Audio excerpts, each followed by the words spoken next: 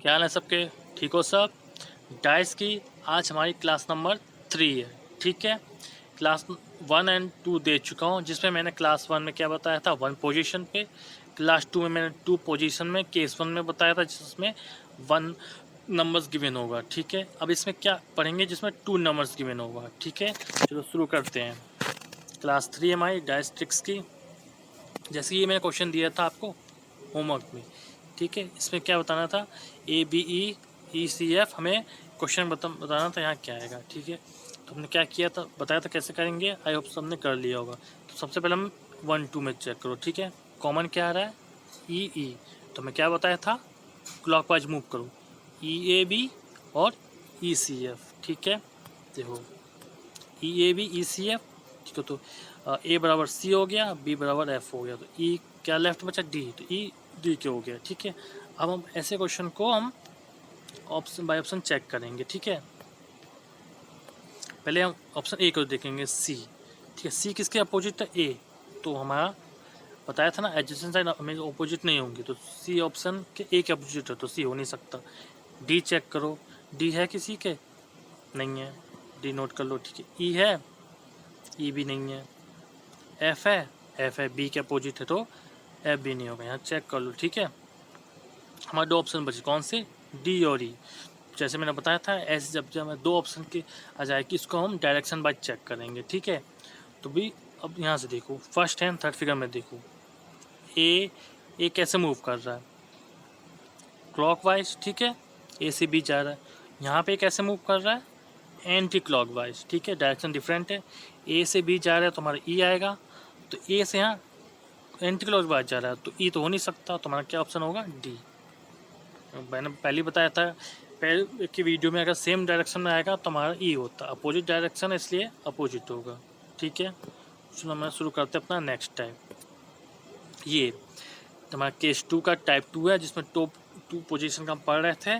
1 common number का पढ़ लिया हमने, अब इसमें पढ़ेंगे 2 कॉमन नंबर का। ठीक है, चलो देखो क्वेश्चन, एक एग्जांपल दिया है, 2 3 4 2 6 4। कितने नंबर कॉमन आ रहे हैं, 2। कौन कौन से, 2 3 और 2 3। कोई नहीं, 2 3 को 2 3 कैंसिल कर लोगे तो 4 किसके अपोजिट हो जाएगा, 6 के। बस ये रहा हमारा आंसर। ठीक है, आए समझ में, बहुत ईजी है, बहुत समझ, देखते हैं हम मार्क कर देंगे। ठीक है, इसमें ये तो इस आंसर है, remaining number will be opposite, तो रिमेनिंग जो नंबर बचेगा वो इसका अपोजिट हो जाएगा। ठीक है, नो अदर, यहाँ डेफिनेशन नहीं है, डेफिनेट है, no other definite answer can be given. ठीक है, इसके अलावा कोई भी अलग डेफिनेट आंसर हो नहीं सकता। ठीक है, इसके अलावा। ठीक है, जैसे कि हम 1 का पूछे तो 1, जैसे कि मैं बताऊँ, देखो 2 का पूछ ले तो 1 5 हो सकता है, 1 हो गया 5 होगा। 3 का पूछ ले या 1 और 5 होगा, तो उसमें अदर और का केस लग जाएगा, पॉसिबिलिटी का केस लग जाएगा। या फिर 1 का पूछ ले 2 और 5 3 का लग जाएगा, 5 का पूछे 2 3, तो इन सब में पॉसिबिलिटी अदर और का केस लग जाएगा। ठीक है, इसको एग्जाम्पल से आप अच्छे से समझ में आ जाएगा। चलो देखो, जैसे क्वेश्चन है। ठीक है, 2 3 6 3 5 6। ठीक है, इसमें कॉमन क्या आ रहा है, हमें क्या बताना है, 5 के अपोजिट क्या है और 4 के अपोजिट क्या है। क्या कॉमन है इसमें, ध्यान से देखो, 3 6 3 6, दोनों कैंसिल हो गए, तो 5 के अपोजिट क्या हो गया, 2। ठीक है, आया समझ में। अब मैं 4 के अपोजिट बताना है, 4 तो उसमें गिवन नहीं है, तो हमारा कैसा केस लग जाएगा, आइदर और का केस लग जाएगा। ठीक है, चलो देखो, ये तो उसके, तो 4 का अपोजिट क्या हो जाएगा, 6 या 3 में से कुछ भी हो सकता है, तो इसके लिए हमें आइदर और का केस लगेगा, जो हम बाई ऑप्शन करेंगे। ठीक है, तो इसको करने के लिए हम नेक्स्ट क्वेश्चन को इसको और देखते हैं कैसे करते हैं आइदर और केस वाले।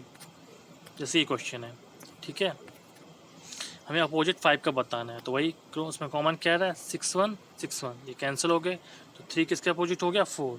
लेकिन हमें तो इसे 5 का बताना है, 5 के अपोजिट बताने हैं, तो इसमें हमारा क्या हो गया, केस पॉसिबिलिटी का केस लग जाएगा। ठीक है, देखो अब 5 किसके, 1 या 6 में से किसी के होगा। ठीक है, तो मैं आपको 4 केसेस लेके बताऊंगा। ठीक है, 4 ऑप्शन का केसेस लेके बताऊंगा। ठीक है, एक बार फिर से देखो, ये क्वेश्चन था 3 6 1 1 6 4, कॉमन क्या है, 1 6 1 6 कैंसिल हो गया, 3 4 के अपोजिट हो गया, लेकिन हमें बताना किसके था, 5 के, तो 5 किसके अपोजिट होगा, खुद सोचो, 5 1 और 6 में से किसी का अपोजिट होगा। ठीक है, इसलिए मैंने 4 केस लेके बताऊंगा। ठीक है, पहले केस में देखो, ये वाला ईजी है। ठीक, इसमें देखो 6 गिवन है, 3 A में 3, B 4, C 2, D 6, तो 6 गिवन और तुम्हारा 6 हमारा करेक्ट हो जाएगा। ठीक है, सबसे ईजी है। सेकेंड ऑप्शन लेके चलो, A 1 है, B 6 है, C 1 आधा और 6 है, D कैन नॉट डिटरमाइन। तो उसमें से कौन हो, पता है कि 1 या 6 में से कोई सा भी, 1 भी गिवन है, 6 भी गिवन है और आइदर और गिवन है। तो अगर ऐसे कोई ऑप्शन आ गया तो हमेशा हम आइदर और में ही टिक करेंगे। ठीक है, ध्यान देना। अगर 1 6 भी गिवन है, आइदर और भी गिवन है और कैन नॉट डिटरमाइन भी है, लेकिन फिर भी हम इसमें आइदर वन को ज़्यादा वैल्यू देंगे, तो ये हमारा ऑप्शन ठीक होगा। ठीक है, थर्ड में देखो A 2 दिया है, B 6, C 1, D can not determine. तो ऐसे क्वेश्चन में हम कैन नॉट डिटरमाइन भी करेंगे, क्योंकि सिंगल वैल्यू हो नहीं सकती, ना हम अकेले 6 को ले सकते हैं ना अकेले 1 को ले सकते हैं। ठीक है, तो हम इसमें कैन नॉट डिटरमाइन देंगे। अगर सिंगल वैल्यू, दोनों के सिंगल वैल्यू के साथ अगर C एंड D है, मतलब कैन नॉट डिटरमाइन है, तो हम इसको टिक करेंगे। ये तीनों हम ले चुके हैं। अब इसमें देखो A 1 दिया है, B 3, C can not determine और D क्या दिया, नन ऑफ दिस। तब हम क्या करेंगे, हमें पता है 1 या 6 में से हो सकता है, 3 होगा नहीं, कैन नॉट डिटरमाइन ही हम लेंगे। क्यों, क्योंकि हमें पता है सिंगल वैल्यू होगा नहीं। पहले मैं बताया सिंगल हम ले ही नहीं सकते, तो हमारा क्या ऑप्शन होगा, कैन नॉट डिटरमाइन। ठीक है, अब लास्ट देखो, अगर A 1 दिया है, B 3 दिया है, C 4, D none of this दिया है, तो इसमें से क्या नन ऑफ दिस हमारा आंसर होगा। ठीक है, आया समझ में। ठीक है, चलो नेक्स्ट देखो, ये क्वेश्चन है 2 3 6 3 1 6। हमें बताना है इनमें से कौन सा पैटर्न फॉलो कर रहा है। ठीक है, यहाँ मिस्टेक हो गई, यहाँ पे जो 5 है ना, यहाँ 6 है। ठीक है, ध्यान देना, वहाँ मिस्टेक हो गया, यहाँ 5 नहीं 6 है। ठीक है, तो 3 6 में कैंसिल हो गया, तो 2 किसके अपोजिट हो गया, 1 के। ठीक है, यहाँ ध्यान से देना, यहाँ आपको ध्यान देने की ज़रूरत है। अब हमें चेक करके बताना है इनमें से कौन सा फॉलो करेगा। जैसे मैंने बताया था, एडजेसेंट साइड कभी भी अपोजिट नहीं हो सकती, तो ये तो पहली ऑप्शन रॉन्ग हो गया। अब ठीक है, अपोजिट हो गया। अब बी में देखो, बी में 2 और 1 कहीं गिवन है, कहीं नहीं गिवन है, 3 6 4, तो चांसेस हो सकते हैं कि इनके अलावा भी 2 1 अपोजिट हुए, तो क्योंकि हमें ना 2 दिख रहा है ना 1 दिख रहा है, तो अपोजिट हो सकते हैं, ये कैंसिल रॉन्ग हो गया। सी में भी वही केस है, 2 या 1 में से कुछ नहीं दिख रहा, तो इसके भी चांसेस हैं कि अपोजिट हो सकते हैं।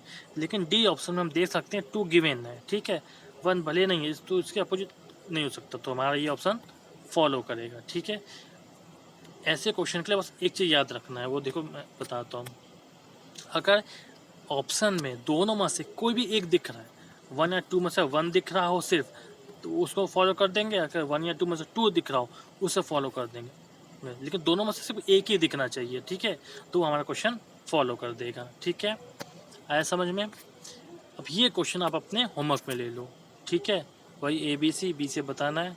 ठीक है, इसका आंसर आप नीचे कमेंट में करना। ठीक है, तो ये हमारा पार्ट 2 का 2 पोजीशन का 2 नंबर कॉमन का हो गया। अब लास्ट इसका केस 3 करेंगे, जिसमें नो कॉमन नंबर होगा, एक भी कॉमन नंबर होगा, जो हमारे नेक्स्ट क्लास में देखेंगे।